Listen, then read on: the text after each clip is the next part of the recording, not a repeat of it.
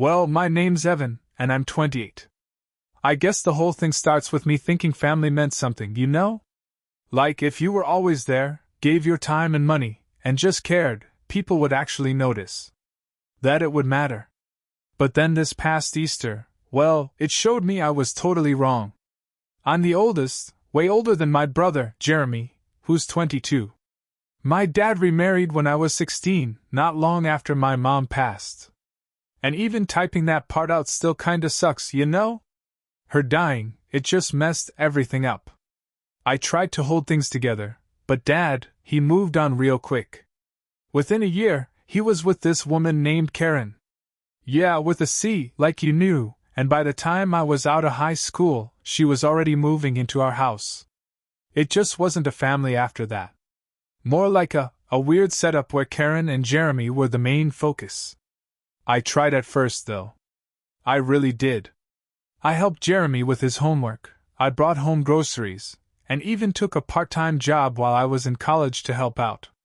Karen was always polite, but it was that fake nice, you know? Like when a cashier smiles at you but doesn't look you in the eye. And Dad? He just faded away. Started missing my concerts, blowing off our movie nights, even canceling the father-son trips we used to take every spring. Said he was busy, but he wasn't. He just stopped trying. I moved out when I was 20 'cause I was tired of feeling like a total outsider in my own house. But even then, I didn't just ditch them. I still went to birthdays, sent presents, and called every Sunday like clockwork. I kept hoping maybe next time they'd see me. Maybe next time it would be different. Guess what? It wasn't. This year, Karen decided to have a big Easter thing. She posted it in the group chat like it was a big surprise. Backyard egg hunt, fancy food, all that family stuff. I rolled my eyes, but I said I'd go. Mostly 'cause Jeremy asked me straight up, and I figured, whatever. I had the day off, and maybe, just maybe, it was a chance to get closer again. But even when I know better, I still walked into their place hoping it would feel like home again. The day started off all right. Karen was bossing everyone around, like she was running a restaurant. Evan, you take the backyard, set up the egg hunt, make sure the tables are clean. The kids need juice boxes in the cooler, and don't forget the forks. No please, no thank you, just orders. I didn't say anything. I just smiled, nodded, and got to work, like I always do. It's like second nature now. I cleaned the backyard, set up the plastic eggs, put out the tablecloths, and even fixed a couple of wobbly chairs. And when the catering place said they forgot the vegetarian meal, I ran out to get it. Paid for it myself, too, $74.63. And I never got a dime back. Around 3 p.m., people started showing up. Cousins, in-laws, and Karen's side of. I've tried to capture your voice, keep the story clear, and stay within the guidelines. Let me know what you think, and we can move on to the next part. So, everyone shows up, mostly Karen's family. And I'm standing there sweating in a button-up shirt with grass stains all over my knees. Somehow, everyone else managed to show up looking fresh, clean, and like they had no clue what was going on. Karen's sister even greeted me like I was the hired help. Oh, you must be the one setting everything up. You're doing such a great job. She said it with that fake cheery voice that just made me want to laugh and scream at the same time. Even my own uncle didn't even recognize me at first. Jeremy gave me a quick side hug and mumbled, "Glad you came, man," before disappearing with his girlfriend. As the afternoon went on, I started to notice something. Nobody saved me a seat. Not at any of the tables. I kept telling myself it was just a mistake, that someone would notice and fix it. But the more people showed up, the more the chairs got taken, and I ended up just standing there with a plastic cup of warm lemonade and a fake smile glued to my face. Finally, Karen announced that dinner was ready, and people started lining up at the buffet with their paper plates, laughing and joking around. I hung back by the folding table where I put the forks. That's when it happened. I was reaching over to straighten a napkin holder when I heard my dad's voice, sharp, sudden, and just loud enough for everyone around to stop talking. "Evan," he said, not even looking at me, You're just a guest in this family now. Don't overstep. It felt like someone had just punched me in the gut. At first, I didn't even get it. I just blinked, confused, wondering if I'd heard him wrong. But then Karen, standing next to him with her arms crossed, nodded. It's not your place to run things here, she added with this smug little smile, like she'd been waiting forever to say that out loud. I looked over at Jeremy, my brother, my little brother who used to follow me everywhere when we were kids. He met my eyes and then looked away. Not a word. Not a single word. I didn't cry. I didn't yell. I just stood there with that dumb plastic cup in my hand, realizing that I was the only one there who felt like they didn't belong in a family that used to be mine. So, I walked inside. Didn't say a word. Found my bag by the front door, where I dropped it earlier. Then I started unplugging stuff. The Wi-Fi router? Gone. I bought it last year when theirs broke and no one wanted to replace it. The backyard speakers? Mine. I let them borrow it for Jeremy's graduation and never got them back. Gone. That extra generator that was keeping the food warm? Surprise! That was mine too. I bought it during a snowstorm last winter and left it with Dad, just in case. I unplugged it and carried it to my car like it weighed nothing at all. It felt like something inside me just snapped. Like all those years of going out of my way, staying quiet, and swallowing my hurt just vanished. And I wasn't done yet. I walked out to my car slow and steady, like I wasn't boiling inside. Like I hadn't just been told, right there in front of everyone, that I didn't belong to my own family anymore. But I wasn't gonna cry. Not for them. Not anymore. As I opened the trunk and started loading up my stuff, I saw someone watching me from the kitchen window, Jeremy. He didn't come out, didn't say anything. Just stared. I almost laughed. Maybe he was surprised that I wasn't just slinking off quietly like always. Not this time. After I got everything loaded, I got in the car and just sat there with the engine running. I looked down at my phone and opened a little folder I kept in my notes app. It was labeled Shared Expenses, and it had a list of all the things my family had conveniently forgotten I'd been paying for over the years. Like the car insurance. Dad totaled his car a few years ago, and I stepped in to co-sign the new one so he could get a good rate through my insurance. He never transferred it. I was paying the monthly bills. Quietly. Out of guilt, I guess. Or maybe just habit. Or the utilities. The house was still under Mom's name when she passed, and I never officially took myself off as the secondary account holder.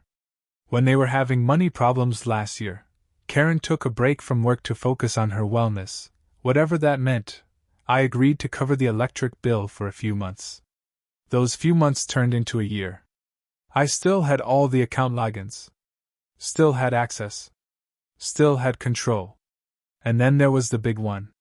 I wasn't just paying for the Wi-Fi or their Amazon Prime. I was also the guarantor on their new HVAC system.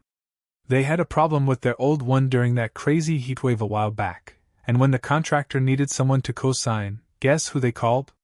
Me. I didn't even hesitate. Just showed up and signed. Paid the first payment out of pocket to get things rolling. And guess what else I had? The contract. So, I opened up the billing portal, unlinked my card, and clicked Transfer Ownership. When it wouldn't let me because they hadn't been making consistent payments, I clicked Cancel Autopay instead. Then, I logged into the electric company, paused the payment, and texted customer service with a simple line: "I'm no longer living at this address and want to be removed as a payee." They replied in minutes, saying they'd contact the primary account holder to confirm. I smiled. Then I found the insurance app, pulled up the car policy, removed my payment method, and sent a cancellation notice to take effect at the end of the month. Finally, I screenshotted every single cancellation, removal, and email confirmation and emailed it all to my dad. The subject line? "Since I'm just a guest, here's what I'll stop providing." I hit send and drove off. I was about 5 minutes away when the calls started. First Jeremy, then Karen, then Dad. None of them left voicemails. I didn't answer. Instead, I drove to my apartment, parked, and made myself a sandwich, the kind I always ate as a kid. Peanut butter and jelly, with the crust cut off. I needed something familiar, something to ground me. About an hour later, Jeremy finally texted, "Dude, what's going on?"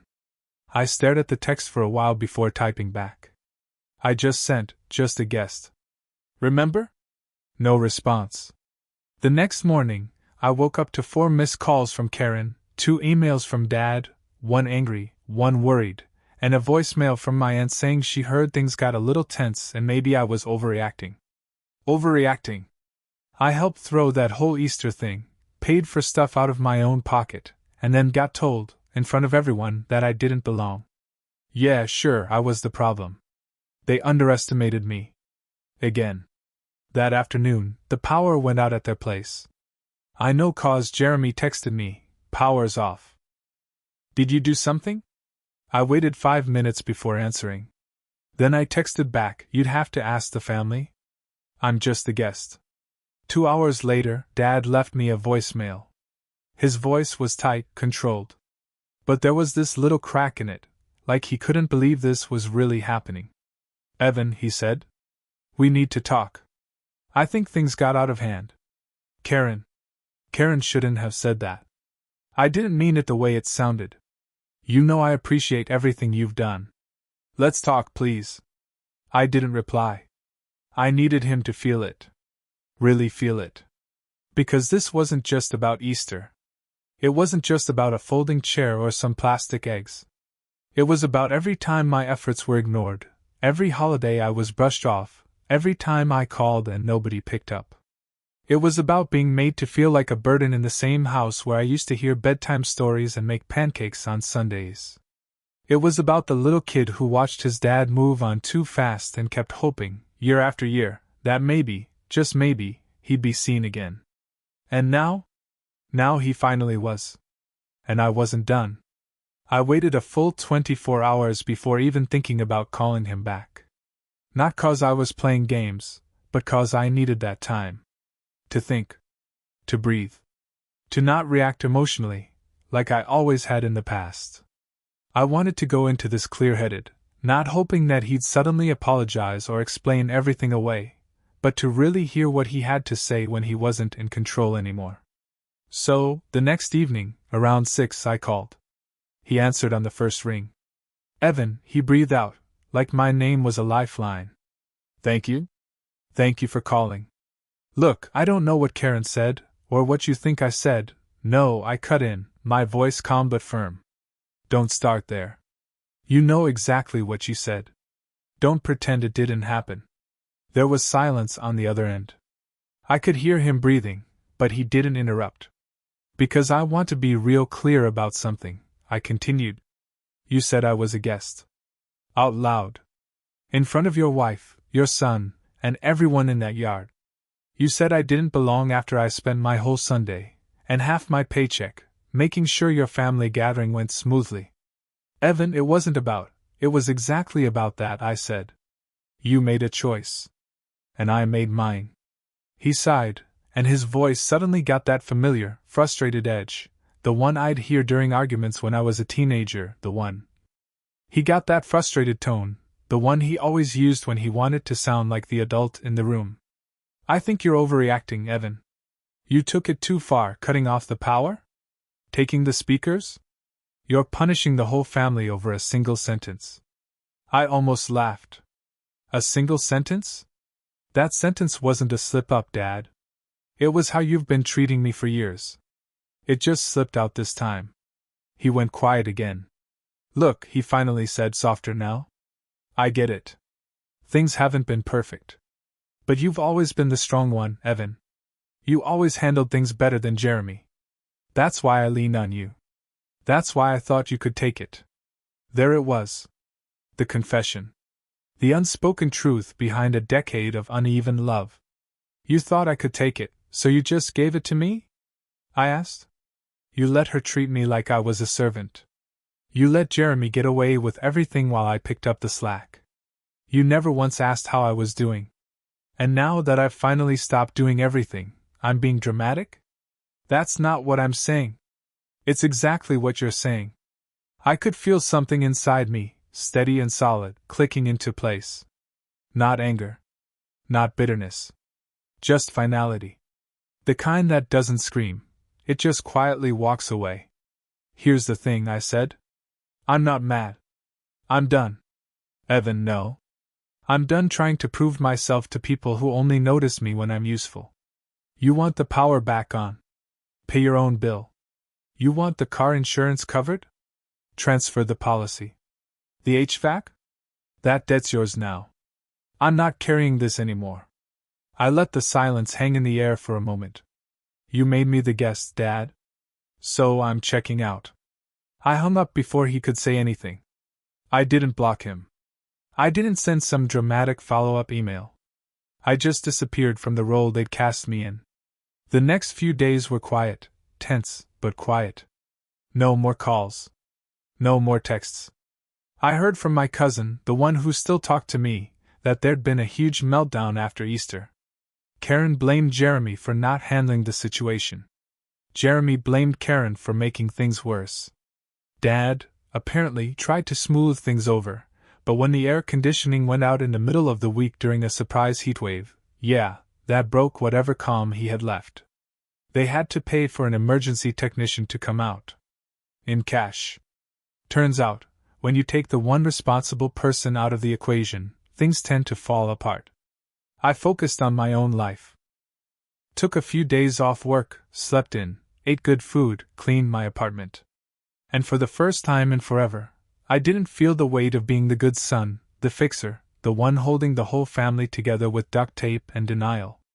Then, about a week later, Jeremy showed up at my apartment. I heard the knock and checked the peephole before opening the door. He looked sheepish, sweaty, like he'd been pacing in the hallway for a while. Hey, he said. I raised an eyebrow. You could have texted. I figured you wouldn't answer. I didn't say anything, just waited. I didn't know, he said after a second. About everything. The payments, the catering, the insurance.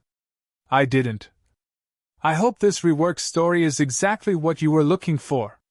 I've tried to maintain the original feel while making the sentences more varied and AI-friendly. Let me know if you need anything else. Do you realize how much you were doing? I leaned against the doorframe, arms crossed. You didn't care to know. He nodded. Yeah. I didn't. I just got used to it. You always handling everything. I guess I just thought you liked it. Did I look like I liked it? He smiled a little, then looked down. No. Not really. There was a long pause. I could tell he wasn't there to argue. That was a new one. I talked to Dad, he said. He's Dad. He's blaming Karen, but also trying to guilt you for abandoning him. I told him he was lucky you stuck around as long as you did. That almost made me smile. Then he added, I want to fix things with you. Not for them. Just us. I studied his face. For once, there was no entitlement there, no cocky younger brother grin. Just honesty. You want to fix it? I asked. Then start by not needing me to do all the work. He nodded again. Fair. I opened the door wider and stepped aside. You want some water? He exhaled like he'd been holding his breath the entire time. Yeah. That'd be great. As we sat down in my kitchen, something shifted. Not fully healed, not forgiven, but cracked open just enough for the air to move again. My dad would keep calling, I was sure. Karen might even send some guilt-trippy email about rebuilding trust. But I wasn't playing along anymore. This time, the guest had left for good. Jeremy and I talked for almost 2 hours that night. Not just about the Easter thing, but about everything. The years of things being out of balance, the quiet resentments, the way I always felt like the backup plan, the filler son, the one who made things work while Dad and Karen fawned all over Jeremy like he was some rare collectible. To his credit, Jeremy didn't try to deny it or make excuses. He just listened. I think I was just lazy, he said at one point. It was easier to just let you carry it all. And I guess I figured, if no one was asking you to stop, then it must have been fine. That's the problem, I said quietly. No one ever asked if it was okay. They just assumed it. He nodded slowly. I'm sorry, man. And weirdly, I believed him. For the first time in a long time, I felt like I was talking to my brother, not Dad and Karen's golden child, not the kid who used to borrow money and never pay it back, but the guy who used to sneak candy into my room during finals week or beg me to stay up late to play Mario Kart when we were kids. The version of him that existed before all the favoritism messed everything up. I didn't say it's okay, because it wasn't. But I said thanks. And that was enough for now. The next few weeks were uneventful, in the best possible way.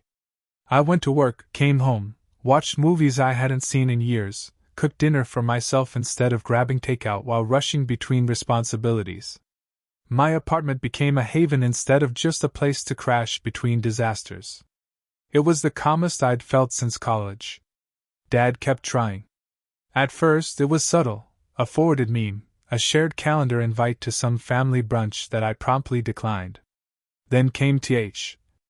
I think that's the end, unless you have more. I've enjoyed helping you rework your story. I'm here if you need anything else. Then came the apology texts, each one more desperate than the last. We were all stressed that day. You know I didn't mean it like that. You've always been part of this family, Evan. Please don't do this. You're tearing us apart. That one actually made me laugh. Me? I wasn't tearing anyone apart. I was just done being the glue. He didn't reply. Then came the final straw. 3 weeks after Easter, Dad sent me a long email, not to apologize, not to take responsibility, but to guilt me. Karen is heartbroken. Jeremy's been upset. You've made your point. But maybe it's time to stop punishing everyone. Punishing. That word just lit a fire inside me. 'Cause let me be clear, I didn't do any of this to be mean. I didn't flip the switch to hurt anyone. I did it because it was the only way to get heard, to stop the cycle, to remind them that I wasn't some silent, dependable footnote in their lives. But apparently, standing up for myself was punishment.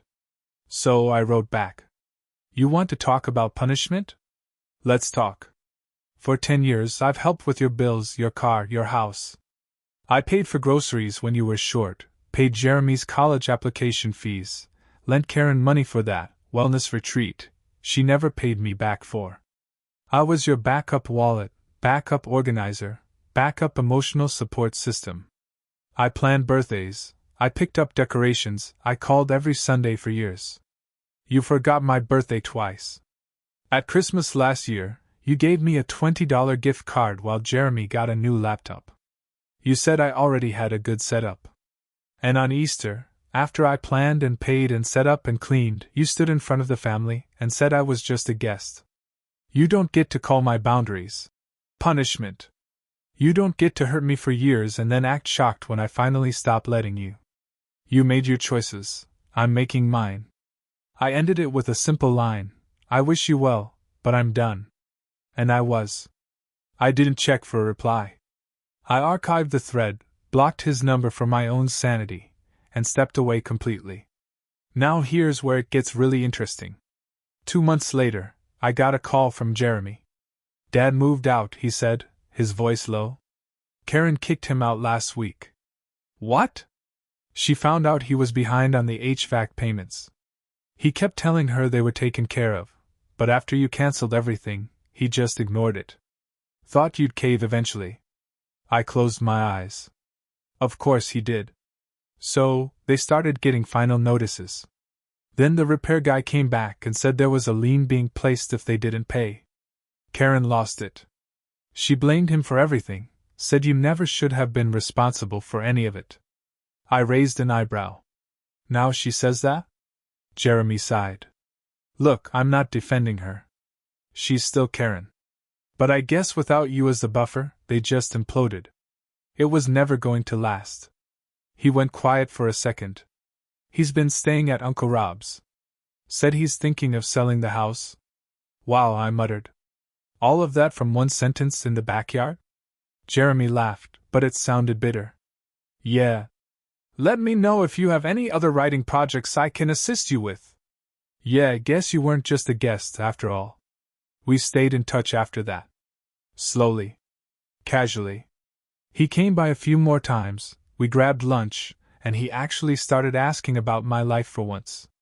And on my birthday, for the first time in years, he showed up with a homemade cake, just like Mom used to make. Chocolate with raspberry filling. I didn't even know he could bake. Figured I owed you one, he said. For all the ones you covered. I won't pretend everything healed overnight. It didn't. Some wounds just don't close up neatly, they just stop bleeding. But I had peace. And that was something. As for my dad, he never responded to my final email. But about 3 months later, I got a letter in the mail. Handwritten, with no return address. Evan, I don't expect forgiveness. I don't even know if I deserve it. But I read your email 100 times. You were right. About all of it. I got used to you fixing everything, and when you stopped, I didn't know how to function without you. That was my failure, not yours. I'm sorry. I don't know if we'll ever talk again, but I hope one day you can remember the good parts of us, because I do. Dad. I think I stared at that letter for a long time. Then I folded it up, put it in a drawer, and walked away, not angry, not feeling like I'd won, just free. Because the truth is, sometimes the best way to get even isn't to make a big scene or yell at someone. It's to say you're done and walk away.